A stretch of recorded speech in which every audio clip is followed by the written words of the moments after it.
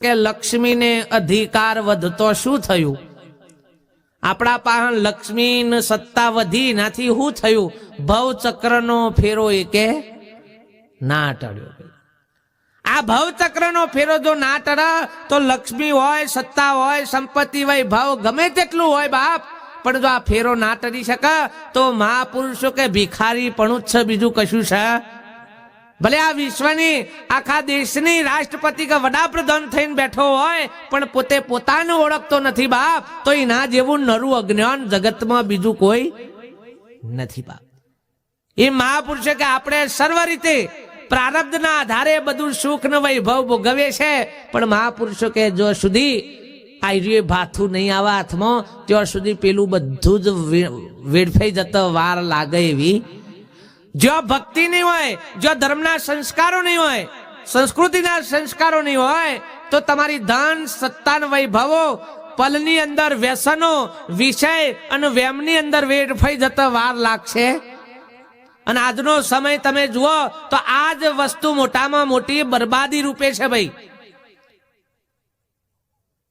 પેલા તો એમ કહેવાતા કે અમે એ નાતના છીએ, પણ આજ તો એ નાતના કોઈ ગણવા તૈયાર નથી. પેલા અમારા બાપો કહેતા કે બ્રાહ્મણ કીએ ને એટલે 10 જણા શેટા આમ જતા રહે અને આમ બધા આમ પગે લાગે, હા, અને આશીર્વાદ લેવા આવે. અને અત્યારે તો કોઈ ભાઈએ પૂછતું નહીં. કેમ? શું થયું? પેલા તો તમે જુઓ તો કોઈ પણ હોય તો કે પૂછો, આપણા ગામના ગોર મહારાજ નું પૂછો, એ રે કેમ કરો, અને આમ તો કોઈ પૂછવા તૈયાર. ગોર મહારાજે જ ગલફોરામાં તમાકુ ગા લેવો હોય, 135 નો મસાલો ગા લેવો હોય, કો તો કોથરી પી ગયા હોય. હું દશાઈ છે તો જુઓ બાપ. હે આ વ્યસનો એ ભાઈ કોઈ નાત જાતની નેવન આ બધું કશું રાખ્યું નહીં. જે આઈટમો ફ્રીજો પેલા ઉકેરોમાં હતી ને વાડ્યોમાં હતી એ અત્યારે ફ્રીજોમાં પહેરી. ફ્રીજોમાં શું કારણ? ધર્મ નહીં, સંસ્કારો ભક્તિના નથી. જો સંતો મહાપુરુષોની ચરણ જ નથી પડી બાપ, એ ભૂમિકામાં આ બધું બન્યું છે. લખી રાખો. આપણે પાછળ પડ્યા તો એકલી લક્ષ્મીના પાછળ જ પડ્યા. અને લક્ષ્મી એવી ગોડી નહીં તે ભગવાન વગર એમની આવે. તમારા ઘર ના બૈરાનું કોઈક આમંત્રણ આલી જાય ને તમે ના લો તો પેલો જોય બુન મારા ધણી નહીં આલી કે હું આવતી હે કી, અને કોઈક હોય વંઠેલ તો જાય ઠીકોન નહીં ભાઈ. હા, પણ જો સંસ્કારી હોય તો જાય કે મારા ધણી નહીં આલ્યું તો મુજબ. તાને આપણે ભગવાનનું વેગરા કરીએ અને લક્ષ્મીને જ બોલાય કરીએ તો લક્ષ્મી તાનું ગોડી સાથે આવે. અને આવન તો ઘર નિવાય ની લઈને ભગવાન નહીં જોઈ તો શું જોઈએ છે ખાલી? અલે આ ભગવાન લાવો એટલે પેલી ઇન હંગાતી એમની ના આવે. હાકટમ નૂતરું કયો એટલે બધાને જુદું જુદું કેવું પડે, બધું આખું લશ્કર આવે. તો પરમાત્મા એ હાકટમ નૂતરું પરમાત્માની માગણી કરો તો પેલો બધો હે ભાઈ. મજૂરી તો આદરી છે પણ હુચેલ પાછળ આદરી છે, ગહો પાછળ.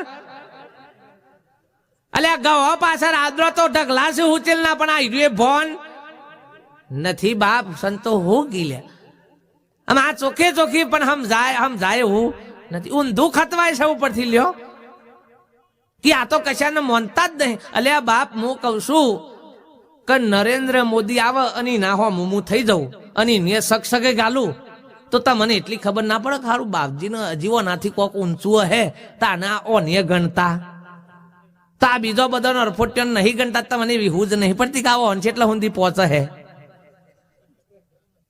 પણ આ તો મોય કી ના, આ તો કેવો અને કશાનું માનતા નહીં. એટલે મોન્યા વગર જોણી લે ને બાપ. જેને જોણી લીધું મહાપુરુષ કે એને માનવાનું કશું આવતું નથી બાપ.